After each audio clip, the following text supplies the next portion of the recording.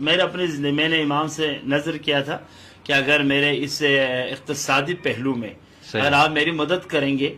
میں نے امام سے وعدہ کیا تھا کہ ایک بہت بڑا ٹاؤن کی تقریباً 150 کنال پر ہے، میں آپ کے نام پر علی ابن موسیٰ رضا ٹاؤن، علی ابن موسیٰ مسجد، تو میں اس امام رؤوف کے نام پر ابھی بہت بڑا جو ہے علی ابن موسیٰ رضا ہوٹل، علی ابن موسیٰ رضا جو ضیافت اور رضا، یہ سب اس وقت کروڑوں میں جا رہے ہیں۔ تو یہ معجزہ میرے ساتھ امام رضا نے کیا ہے، اور میرے اپنے فالش کی شفایابی کے علاوہ میرے آنکھوں سے آنسو نہیں آ رہا تھا، تو میں نے امام رضا سے کہا کہ باقی تو میرے ٹھیک ہوئے لیکن اس سے آنسو نہیں آ رہا ہے، تو اسی وقت میں نے مصائب پڑھا، اسی وقت اس آنکھ سے آنسو جاری ہوا۔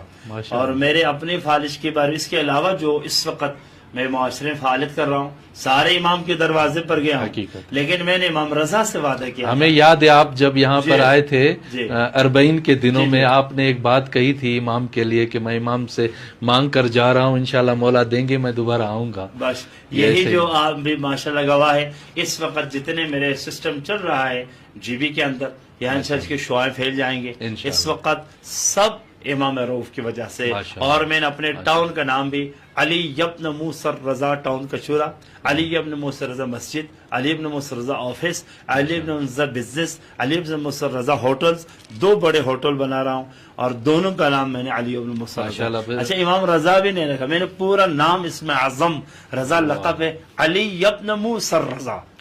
یہ میں ورد بھی کرتا ہوں اور اسی کے نام پر رکھا ہوں۔ انشاءاللہ بعد میں آپ کو میں تصاویر بھیجوں گا۔ یہ میرا امام علیہ الصلوۃ والسلام، بس یہ امام ضامن ہے، یہی آپ کے ضامن ہے۔